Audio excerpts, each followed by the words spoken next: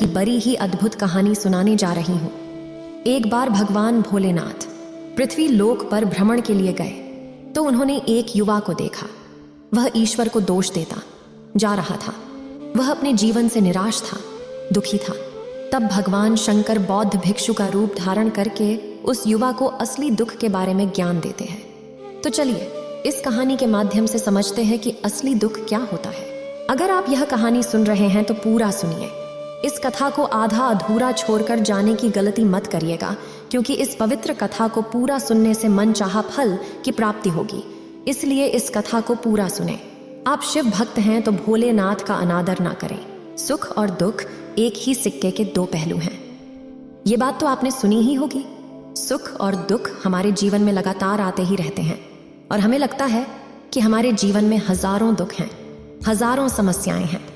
लेकिन अगर आप वास्तविक तौर पर देखें, अगर आप इस बात को अच्छी तरह से समझें, तो आप ये समझ पाएंगे कि हमारे जीवन में केवल एक ही दुख होता है। और दुख क्या है वो हम इस कहानी के माध्यम से जानेंगे। और उस दुख का निवारण, उस दुख का समाधान क्या है, वो भी हम इस कहानी में ही जानेंगे। तो इस कहानी के अंत तक जरूर बने रहिए। एक समय की बात है, एक गांव में एक व्यक्ति रहता था। उसका नाम सोनू था। वह बड़ा आलसी था और अपने जीवन से बहुत निराश था। और उसका कारण यह था कि उसने अब तक अपने जीवन में कुछ भी हासिल नहीं किया था। वह कुछ भी नहीं करता था। उसके घर वाले भी इस बात से बहुत परेशान रहते थे। वे चाहते थे कि वे बाहर जाकर कुछ अच्छा काम करें, कोई अच्छी नौकरी कर ले, लेकिन वह उनकी एक नहीं सुनता था।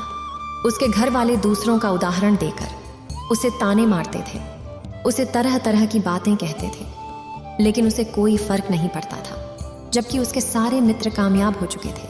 कोई अच्छा व्यापार कर रहा था तो कोई अच्छी नौकरी कर रहा था, जिस कारण जब भी वो लोग मिलते तो वे लोग अपनी बढ़ चढ़कर बड़ाई किया करते।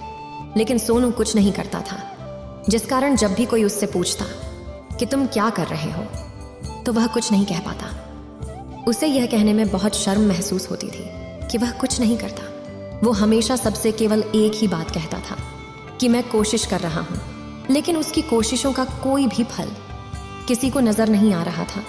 देखते ही देखते अब ऐसा समय आ चुका था कि सोनू सभी से मुंह छिपाता फिरता, ताकि कोई उसे यह न पूछ ले कि तुम क्या करते हो, जिस कारण वो कभी किसी के सामने भी नहीं आता था।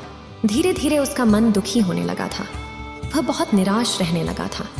उसे अब ऐसा प्रतीत होता था मानो वह इस धरती पर बोझ है, जिस कारण वो अपने आप को बहुत अकेला महसूस करता, बहुत तन्हा महसूस करता। एक दिन तो उसके मन में ये भी विचार उत्पन्न होने लगे कि मेरे हाथों में कुछ नहीं है, तो मैं क्या कर सकता हूँ। अकेले बैठकर वह रोता रहा और भगवान को दोष देता रहा। एक दिन छुपता छुपाता वह घर से निकलकर कहीं जा रहा था। तभी उसने रास्ते में देखा कि एक बौद्ध भिक्षु लोगों को प्रवचन दे रहे हैं और प्रवचन में वह दुख की बातें कर रहे हैं। सोनू कुछ देर के लिए अपना मुंह छुपाकर वहीं पर खड़ा हो गया ताकि उसे कोई देख न ले, और चुपचाप वह उन भिक्षु की बातें सुन रहा था। बौद्ध भिक्षु सभी को प्रवचन में कह रहे थे कि दुख हमारा सबसे बड़ा साथी है। हमें दुख अपने जीवन के बारे में समझाता है और हमें सही जीने का तरीका बताता है। यह हमारे गुरु की तरह है, जिससे हमें सीखना चाहिए। आप चाहें तो अपने जीवन में अपने दुखों को अपना गुरु बना सकते हैं और उससे सीख सकते हैं, या फिर आप चाहें तो अपने दुखों पर बैठकर रो सकते हैं, लेकिन इससे आपको कोई लाभ नहीं मिलेगा, बल्कि आप दिन ब दिन और कमजोर होते जाएंगे, निराश होते जाएंगे। सोनू छुप छुप कर उन बौद्ध भिक्षु की ये सारी बातें सुन रहा था। जैसे ही उपदेश खत्म हुआ, वह उन बौद्ध भिक्षु के पास पहुंचा। उन्हें प्रणाम करके वह कहता है, हे महात्मा, अभी आप कुछ देर पहले दुख को गुरु बता रहे थे। आप कह रहे थे कि दुखों से हमें सीखना चाहिए, हमें उन्हें अपना गुरु बनाना चाहिए। लेकिन मैं भी तो अपने दुखों से परेशान हूँ, अपने जीवन से परेशान हूँ। मैंने अब तक जो दुख झेला है, मुझे तो कभी ऐसा प्रतीत नहीं हुआ कि मेरे दुख मुझे कुछ सिखा रहे हैं, बल्कि मुझे तो हमेशा यही लगता है कि वो मुझे पीड़ा दे रहे हैं, तकलीफ दे रहे हैं। पर दुख की पीड़ा बहुत भयंकर होती है। ऐसा लगता है अब इसके बाद हमारा जीवन समाप्त हो जाएगा, इसके बाद हमें कुछ नहीं मिलने वाला, और यहाँ तक कि हमें मृत्यु भी उसके सामने कम लगती है। जब लोग ताने मारते हैं, जब लोग ये कहते हैं कि तुम क्या कर रहे हो, तो मन को बहुत ठेस पहुंचती है और मैं उनसे कुछ नहीं कह पाता। सोनू की ये सारी बातें सुनकर वो बौद्ध भिक्षुक सोनू से कहते हैं, बेटा तुम्हें क्या दुख है और तुम दुख के बारे में ऐसी बातें क्यों कर रहे हो? सोनू ने अपने ऊपर बीती हुई सारी बातें उन बौद्ध भिक्षु को बता दी और कहने लगा, हे महात्मा, क्या आपके पास मेरे दुख का कोई समाधान है? सोनू की यह बात सुनकर वो बौद्ध भिक्षु मुस्कुराने लगे और सोनू से कहते हैं, बेटा जब तुम्हारे जीवन में कोई असली दुख आए तब तुम मेरे पास आना, मैं इसका समाधान तुम्हें अवश्य बताऊंगा। उन बौद्ध भिक्षु की यह बात सुनकर सोनू थोड़ा सा अचरज में पड़ गया। उसे यह समझ नहीं आ रहा था कि क्या उसने अब तक जो दुख झेला है वह असली दुख नहीं है। उसने जो अब तक पीड़ाएं सही हैं, जो ताने सहे हैं, जो तकलीफें उठाई हैं, क्या वह असली दुख नहीं है? आगे वह मन ही मन अपने आप से कहता है कि जब मुझे मेरे अपने नहीं समझ पाए तो ये बौद्ध भिक्षु मुझे क्या समझेंगे। इतना सोचकर वह वहां से चला गया। सभी लोगों के ताने सुन सुनकर सोनू बहुत थक चुका था, तो बहुत निराश हो चुका था, जिस कारण उसने निर्णय लिया कि वह अब कुछ करके दिखाएगा। उसने अपने पिता से थोड़ा सा रुपया लिया और उस रुपया से उसने एक व्यापार शुरू किया।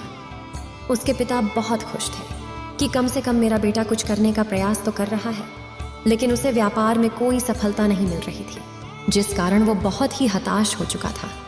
वह बहुत निराश हो चुका था।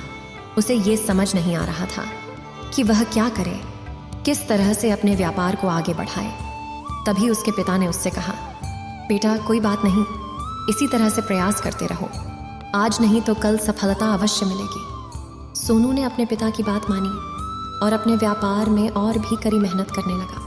धीरे धीरे उसे सफलता मिलने लगी और फिर उसने रफ्तार पकड़ ली। देखते ही देखते केवल 3 सालों के अंदर वह एक बहुत बड़ा व्यापारी बन गया। अब उसके पास धन दौलत की कोई कमी नहीं थी।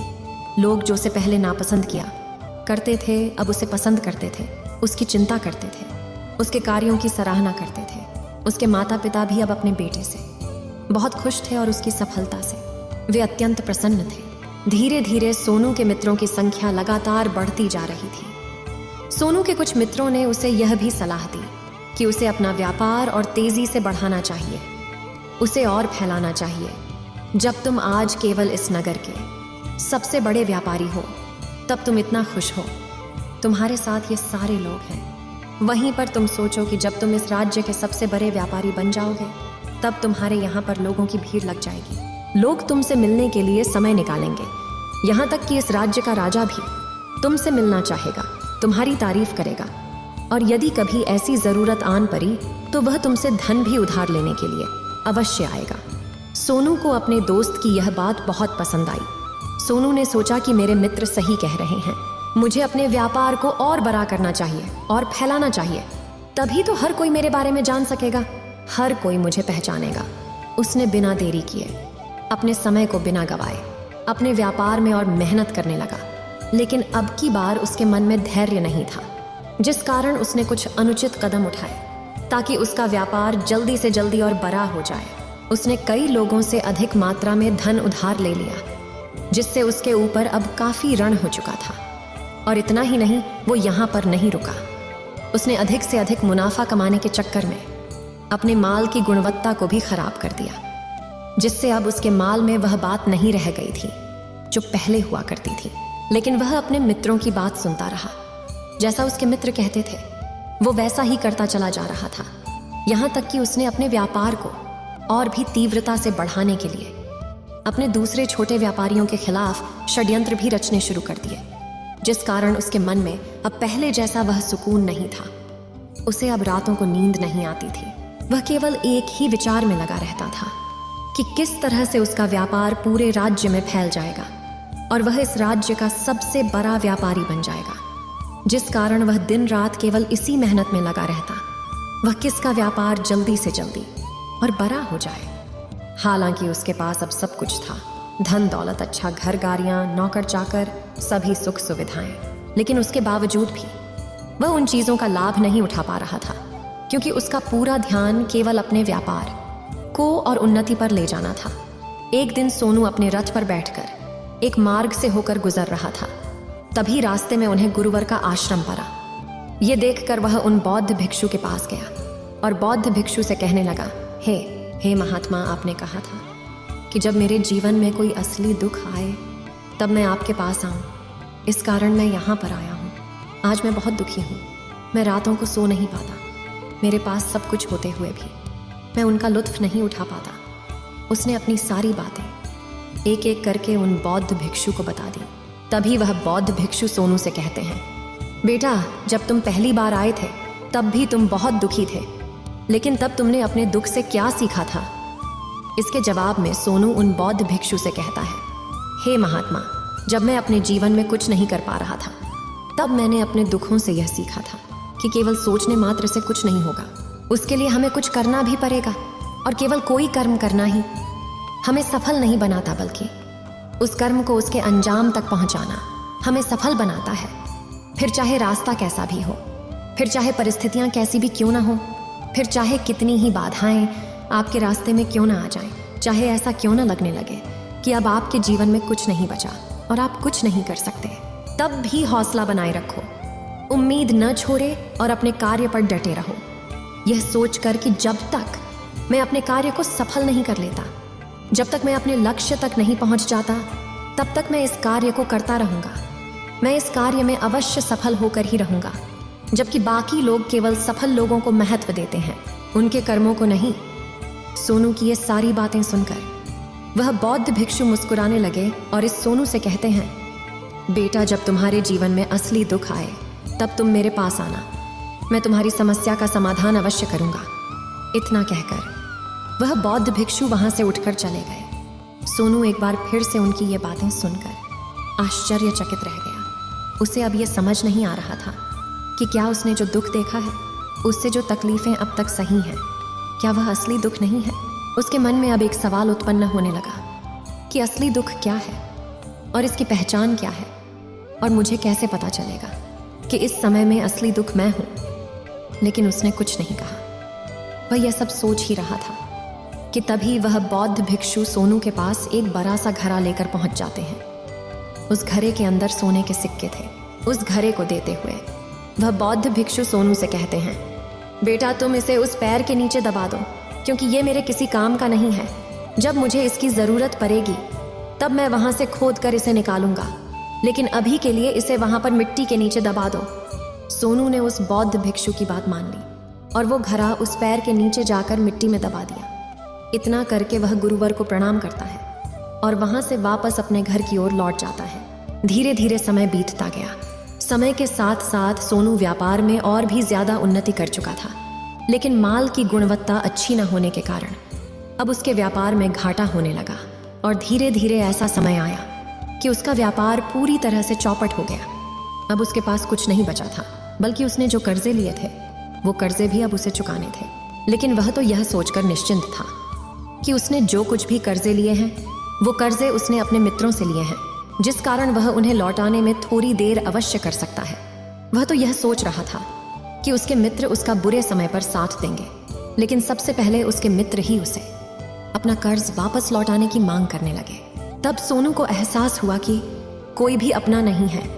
उसने अपने मित्रों से उस कर्ज को लौटाने के लिए थोड़ी सी मोहलत मांगी, लेकिन सोनू के किसी भी मित्र ने उसे कर्ज लौटाने के लिए वह मोहलत नहीं दी, बल्कि वे लोग उसे जान से मारने की धमकी देने लगे।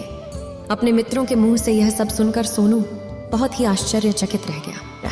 वह जो कुछ सोच रहा था सब कुछ उल्टा पड़ गया। जिस व्यापार के चलते उसके इतने मित्र बने थे, इतने शुभ चिंतक बने थे, वे सब उससे दूर जाने लगे थे।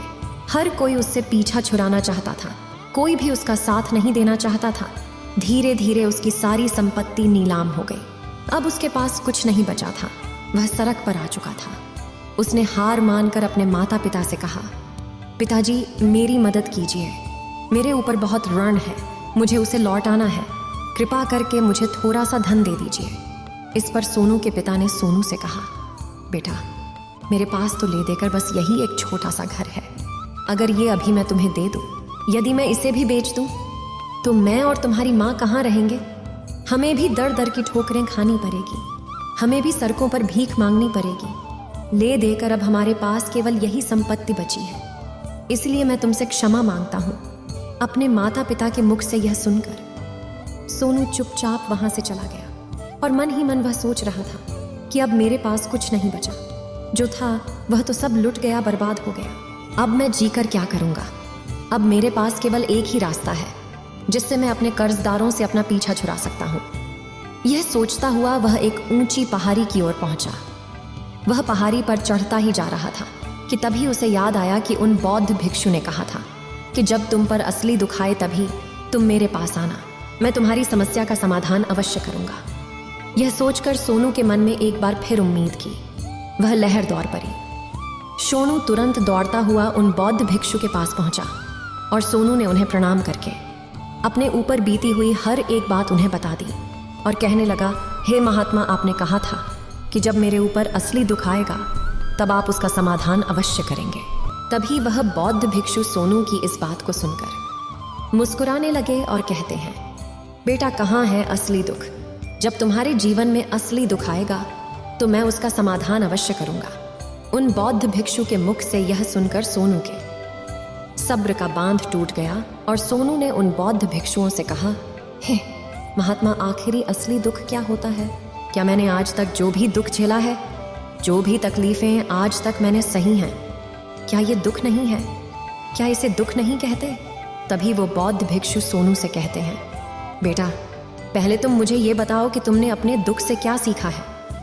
इसका जवाब देते हुए सोनू उन बौद्ध भिक्षु से कहता है, हे महात्मा, मैंने तो यही देखा है कि जो लोग तुम्हारी तरक्की में तुम्हारा पीछा करते हैं, तुम्हारे साथ जुड़ते हैं, वो लोग तुम्हें अवश्य धोखा देंगे, क्योंकि ऐसे लोग बुरे समय पर तुम्हारा साथ नहीं देने वाले, बल्कि तुम्हारा फायदा उठाने का ही वह प्रयास करेंगे। इसलिए ऐसे लोगों पर भरोसा न करें, बल्कि जो लोग तुम्हारी असफलता के समय पर, तुम्हारे बुरे समय पर तुम्हारे साथ खड़े हैं, वही तुम्हारे असली मित्र हैं और वही तुम्हारे साथ रहते हैं। और ऐसे लोग तुम्हें बहुत कम मिलते हैं और जिन्हें भी ऐसे लोग मिलते हैं उन्हें हमेशा उनकी कद्र करनी चाहिए।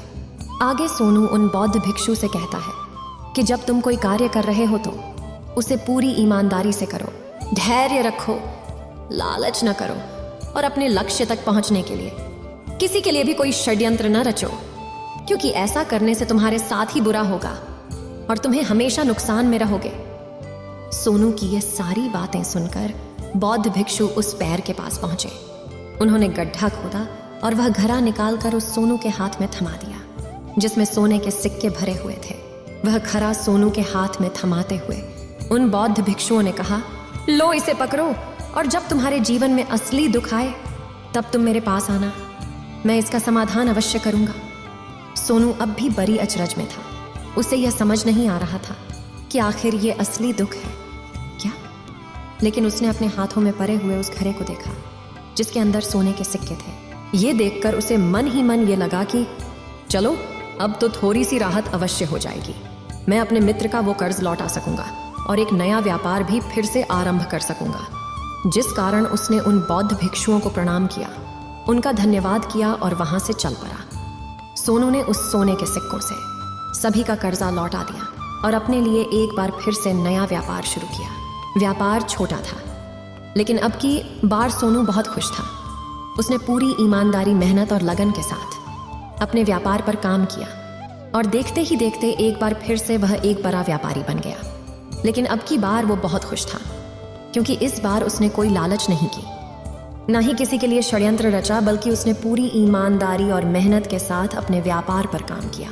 लेकिन जैसे जैसे आप धनी होते जाते हैं, जैसे जैसे आप अमीर बनते जाते हैं, आपके मन में एक डर और उत्पन्न होने लगता है, और वह अपनी दौलत को न खो देना, जिस कारण आप लोग दान करना शुरू कर देते हैं, पुण्य करना शुरू कर देते हैं, लोगों की मदद करते हैं, ताकि आपके जीवन में कभी कोई दुख ना आए।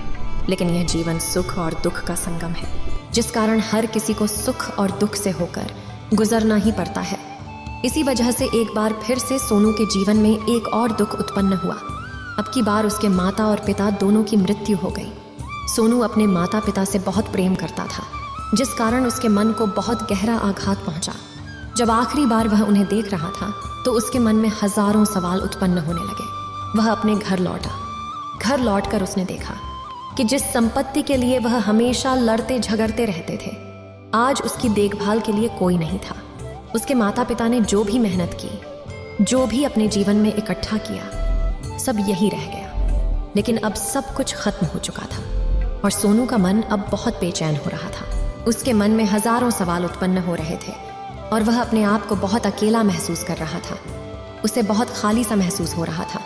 उसने इधर उधर देखा, लेकिन उसे कुछ समझ नहीं आया। तभी उसे उन बौद्ध भिक्षु की याद आई। वे तुरंत ही भागा भागा उन बौद्ध भिक्षु के पास पहुंचा।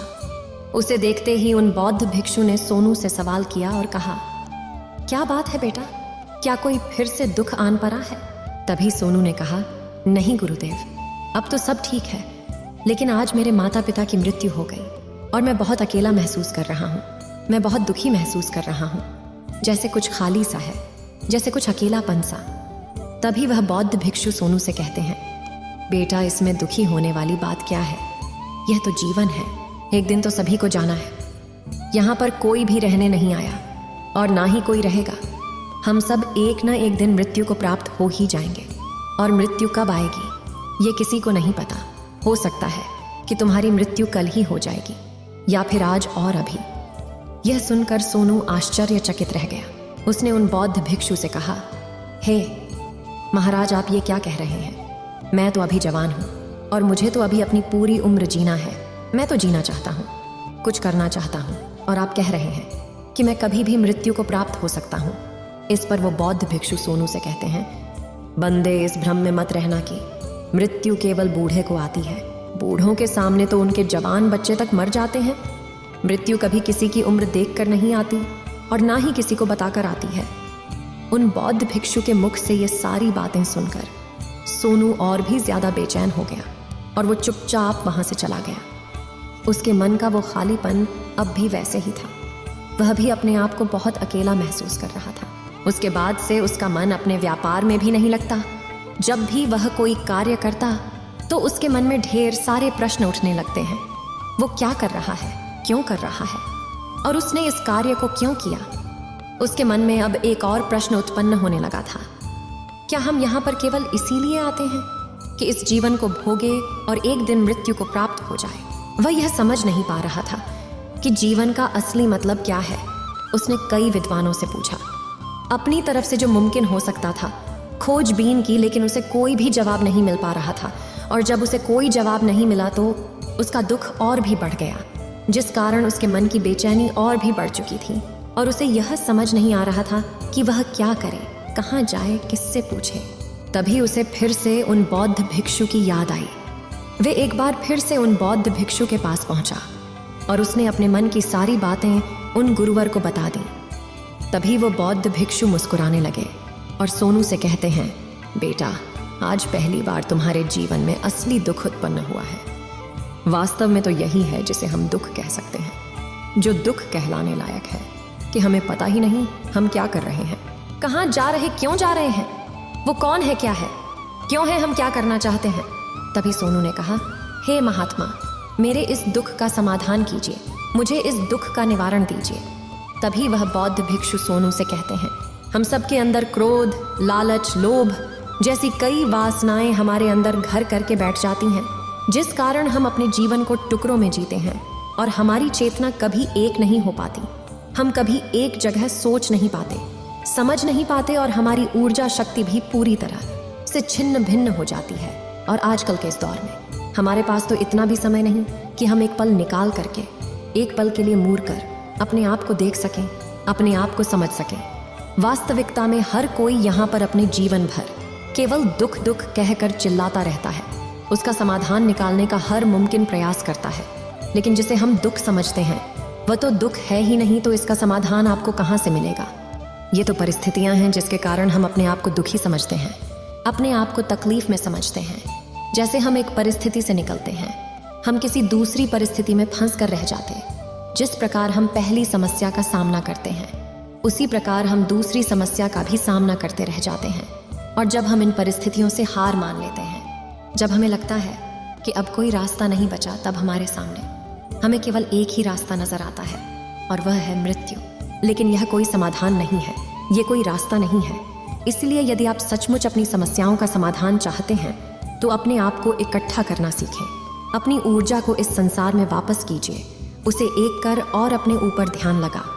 मृत्यु से पहले अपने आप को पहचानो, अपने आप को जानो, अपने आप को बिखरने न दो। तभी सोनू उन बौद्ध भिक्षु से कहता है, हे महाराज, तो क्या हमें इस जीवन को नहीं जीना चाहिए? क्या हमें अपनी इच्छाओं को नहीं पूरा करना चाहिए? तभी वह बौद्ध भिक्षु सोनू के इस सवाल का जवाब देते हुए कहते हैं कि हमें किसी से भी लगाव नहीं रखना चाहिए, हमें अपनी इच्छाओं को मार देना चाहिए, हमें संपत्ति इकट्ठा नहीं करनी चाहिए, क्योंकि हम मनुष्य की इच्छाएं, कामनाएं, वासनाएं ऐसे होती हैं जैसे मानो कि एक पर्वत से गिरता हुआ झरना जिस पर किसी का नियंत्रण नहीं है सिवाय देखते रहने के और परेशान होने के। लेकिन जब तुम अपने ऊपर ध्यान देने लगते हो तब तुम अपने आप को पहचान जाते हो, समझ जाते हो, तब तुम इस पर नियंत्रण पा सकते हो। तब इच्छाएं भी तुम्हारे वश में होती हैं और फिर तुम चाहो तो उन इच्छाओं पूर्ति भी अवश्य कर सकते हो। गुरुदेव की ये सारी बातें सुनकर सोनू ने गुरुदेव से कहा, हे महाराज, आपका बहुत बहुत धन्यवाद। आपने मेरी सबसे बड़ी समस्या का समाधान आज कर दिया है। मैं आज से अपने आप को एकत्रित करूंगा। गुरुदेव, मानव शरीर में बहुत ऊर्जा है, बहुत शक्ति है, पर वह बेकार के कामों में लग जाती है, जिस कारण हमारा जीवन भी बेकार की चीजों में लगा रहता है। लेकिन हम कभी भी इस पर अपना ध्यान नहीं देते, हम कभी भी अपनी ऊर्जा को केंद्रित नहीं करते, अपने ऊपर कभी ध्यान नहीं देते। हमारा जीवन भी कुछ ऐसा ही है। हम अपने जीवन में हमेशा अपने आप से, ऊपर वाले से सवाल करते रहते हैं कि हमारे जीवन में इतना दुख क्यों है। हम सभी के मन यह सवाल तो अवश्य ही उठता है और इसका जवाब है कि वह ईश्वर यह चाहता है कि हम अपने जीवन के अंतिम दुख तक पहुंच सकें, उस गहराई तक पहुंच सकें जहां पर हमें यह पता चल सके कि हमने अभी तक अपने आप को नहीं जान, अपने आप को नहीं पहचाना। मानव शरीर के अंदर जो ऊर्जा है, जो शक्ति है, उसके बारे में हम अभी तक नहीं जानते। हम अपने आप को चाहे तो एकत्रित कर सकते हैं, अपने आप पर नियंत्रण पा सकते हैं, लेकिन हम अपनी इस ऊर्जा का बेअर्थ उपयोग करते रहते, व्यर्थ की चीजों में लगा देते, जिस कारण हम अपने आप को कभी नहीं पहचान पाते और ना ही कभी अपने आप पर नियंत्रण पा सकते हैं। लेकिन यदि आप अपने आप को जानना चाहते हैं, अपने आप को पहचानना चाहते हैं, तो पहले आपको खुद को एकत्रित करना होगा, अर्थात ध्यान लगाना होगा। ध्यान से ही आप अपने दुखों की, उन समस्याओं का समाधान निकाल सकते हैं और तभी आप अपने आप को पहचान सकते हैं, जान सकते हैं और अपने जीवन के हर दुखों का समाधान भी कर सकते हैं। इस वीडियो को बोलते समय कोई त्रुटि हो तो मैं क्षमा